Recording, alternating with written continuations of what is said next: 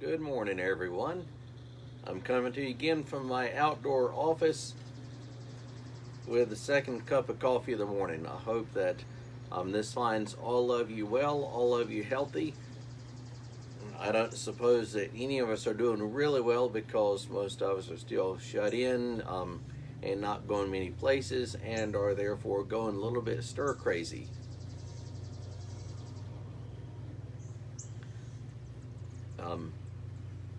How many of you have found yourself wondering in the last few weeks, what day is it? And I know we have. We're all going a little crazy. And this morning, I wanted to address something that I've really been drawn to. Wasn't what I'd planned on talking about this morning, but I felt myself really drawn to it.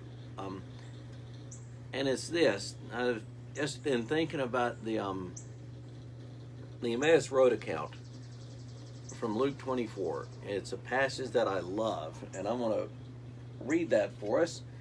This is from Luke 24.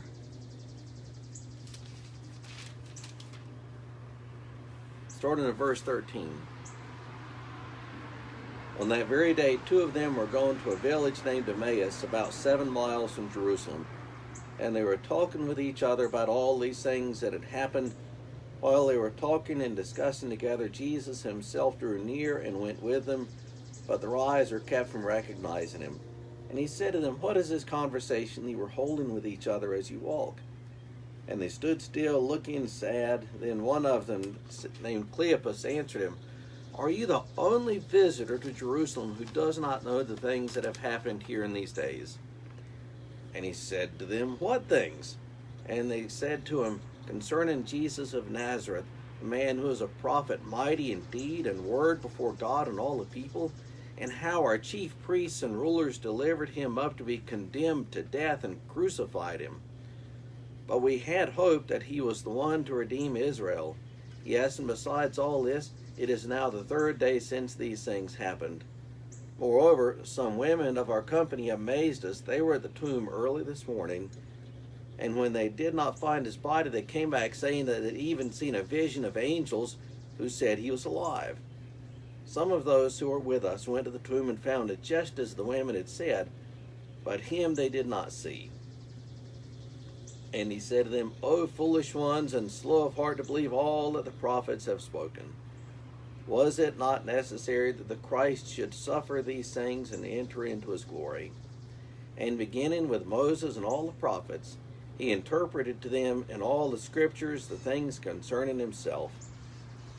So they drew near to the village to which they were going. He acted as if he were going farther, but they urged him strongly, saying, "Stay with us, for it is toward evening, and the day is now far spent." So he went in to stay with them.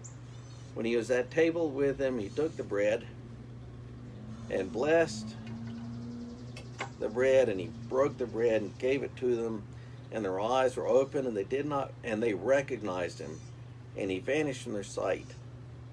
They said to each other, "Did not our hearts burn within us while he talked with us on the road, while he opened to us the scriptures?" And they rose that same hour and returned to Jerusalem. And they found the 11, those who were with them, gathered together, saying, "The Lord has risen indeed, and has appeared to Simon." Then they told what had happened on the road, how he was made known to them in the breaking of the bread. How he was made known to them in the breaking of the bread. I love that passage. It's one of the passages I really enjoy. This time of the year, this season after Easter, this post-resurrection appearance of Jesus, actually it takes place on Easter morning, on that evening. Two disciples that are relatively unknown disciples are walking from Jerusalem to Emmaus, and this stranger joins with them along the way, and they start talking. And they're really upset, and "What are you upset about? What's the matter?" And they look at him like he's from Mars, like, what rock have you been hiding under? Don't you know what's just happened? No. What else happened? They tell them about this Jesus who they thought was the one. This Jesus who they had thought was a mighty prophet had been put to death, and then how the story was circulating that the tomb was empty, angels saying he had risen.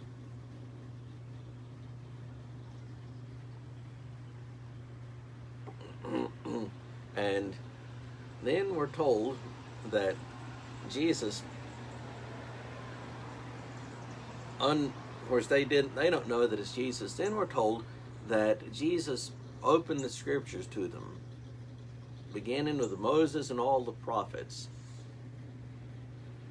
So Jesus begins unfolding the scriptures to them, explaining how everything that had happened to Jesus, to himself, had been described and going all the way back to the books of Moses. Genesis, Exodus, Leviticus, Numbers, and Deuteronomy, and then through the prophets, and saying all of this points to me. Of course, they don't recognize it as Jesus yet. I've referred to this as, in sermons, as the greatest Bible study ever, the greatest Bible study in the history of Bible studies. There is Jesus himself explaining the scriptures. Doesn't get any better than that. And he goes in to eat with them when they get to Emmaus, and they sit down at the table, and Jesus blesses the bread, and he breaks it and gives it to them. And as soon as he gives it to them, he disappears, and they realize at that instant that it was Jesus. And their comment was that he was made known to us in the breaking of the bread. I love preaching this account. I love everything about it. I love the Emmaus movement. If you haven't been on a walk to Emmaus, you got to do it. I've worked any number of Emmaus walks. I love that stuff. And I love this passage because it relates so well to this connection between the Word and the sacrament. This connection between the Word, the preached Word of God, and the sacrament, the Holy Communion. And I really felt drawn to reflect on this for a few minutes today because, well, we are now almost 2 months since our, at least Methodist churches, have been gathered together. So what do we do about communion? What do we do about communion? It's very much a topic for discussion and debate right now. And for the last 25 or 30 years, it's been the trend within, at least in Methodist circles, to do communion more commonly. I remember when I was a kid, 1,000 years ago, we did communion every quarter. That's just when you did it. And the trend now is towards doing it, once a month. And I suppose some churches are doing it more commonly than that. And I value that. I love doing it once a month. I love taking communion.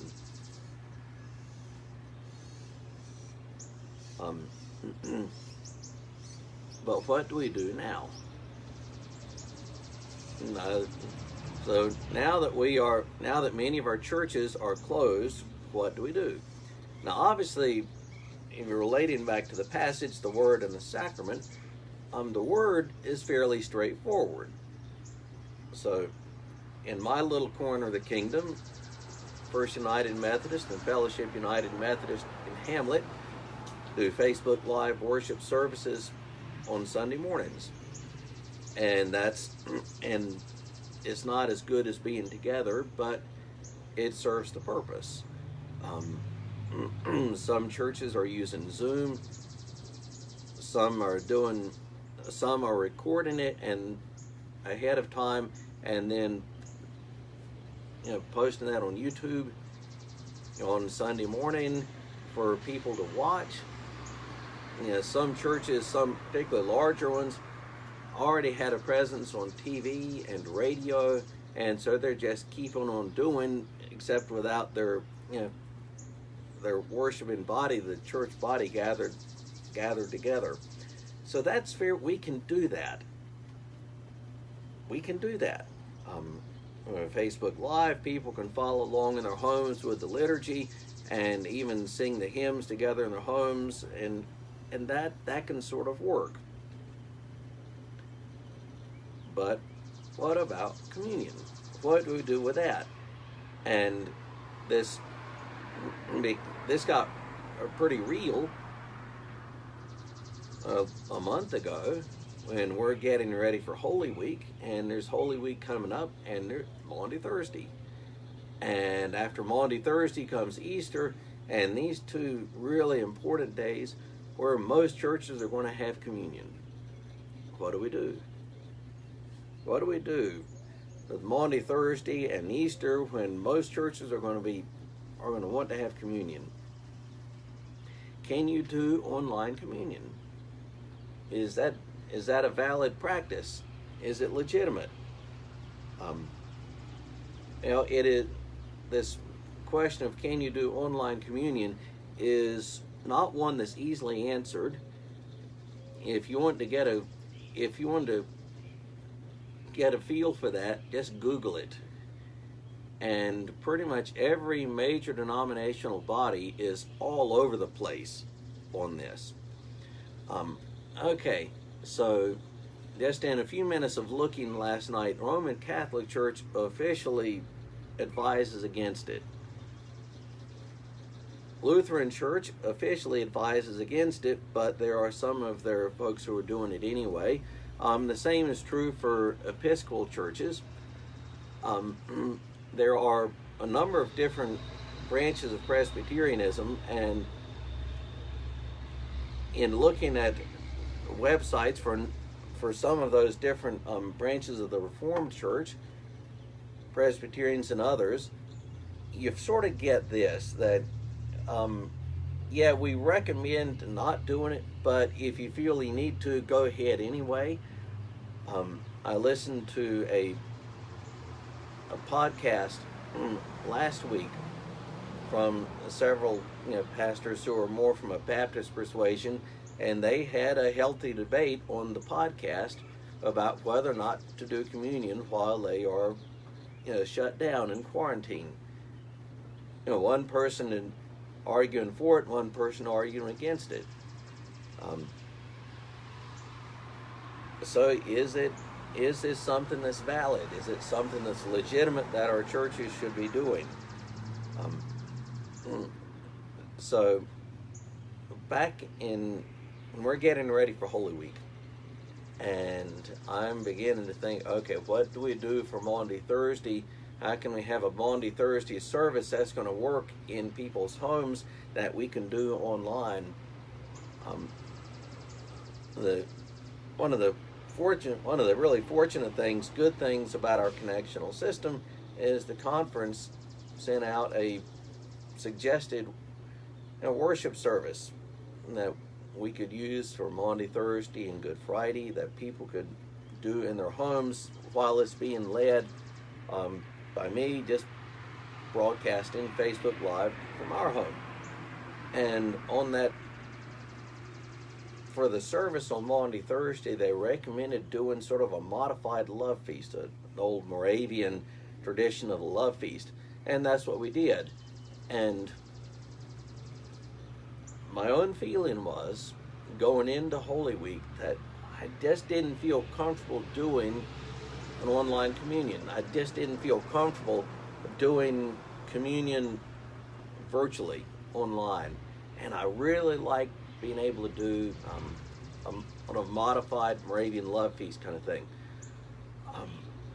And when I saw that our conference officially was advising against doing communion online, I felt sort of vindicated, relieved. Okay, I don't have to worry about people getting mad at me for not doing communion. but really that was my leaning all along. And so my 2 cents worth. My 2 cents worth, should we be doing communion online? I'm only going to speak for myself. That's my opinion. I have not done it. And here in my little corner of the kingdom, and I would advise against it. But I can only speak for me.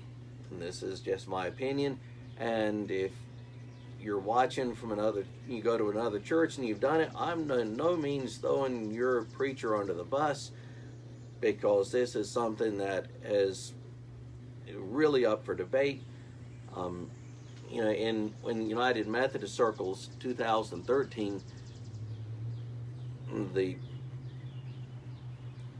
Board of Discipleship commissioned a study group to look at the issue. They formed this large committee to sit down and talk over issues relating to online communion. And it was at that point a totally academic debate. It's akin to, do aliens need salvation, or something like that. Maybe a little more relevant than that. But it's totally academic debate. And that committee officially recommended not trying to do communion online. And this was in 2013, published 2014. And here in early 2020, but had been totally academic, becomes really, really relevant. And with it becoming really, really relevant, some of our churches have done it, others have not, and we haven't. And my opinion is not to. And again, that's just my opinion, and I'm in no way throwing your preacher under the bus. If you go to a church that has, that's fine. But here's my reasoning.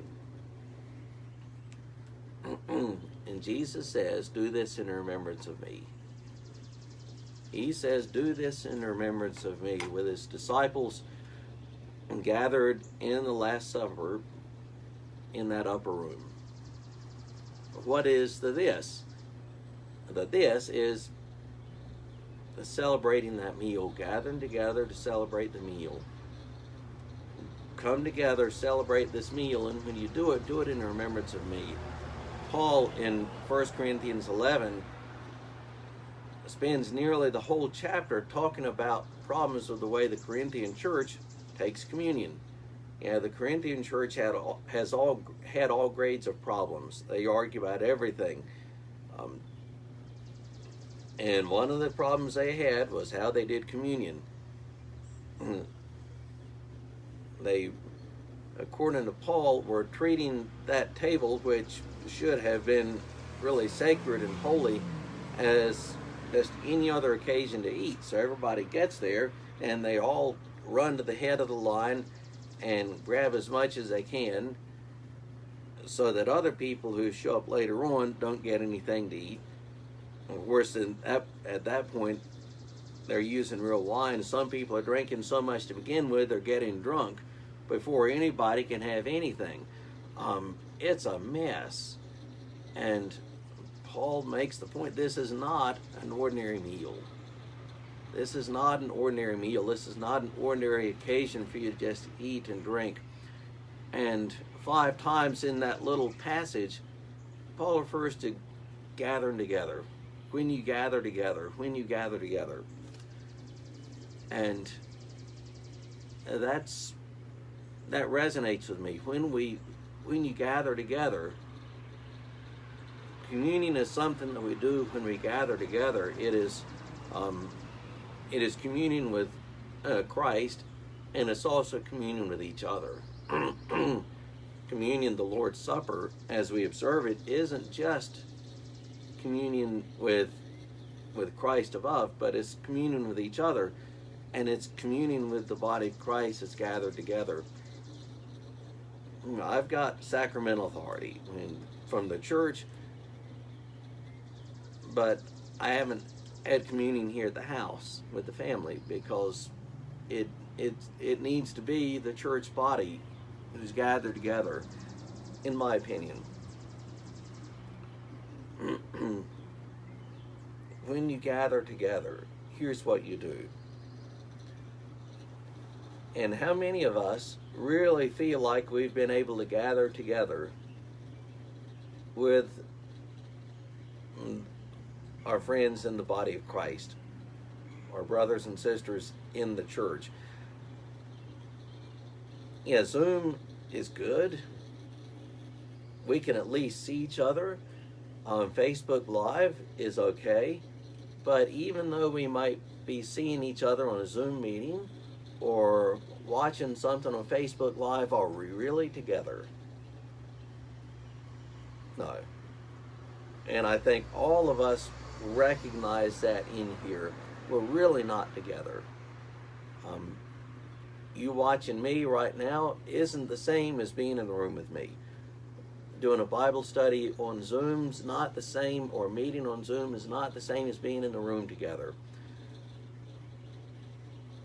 And if we're not really together, can we say that we have come together for the Lord's Supper? My opinion is no.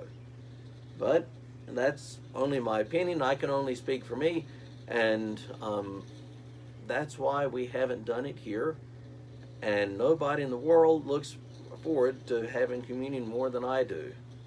When I can gather with my folks at First United Methodist or Fellowship United Methodist and not share a coffee cup, but this cup. I very much look forward to that day when we can do that. And until then, be patient. That's what I've got to do, be patient and stay in the Word, and I hope you all have a blessed day.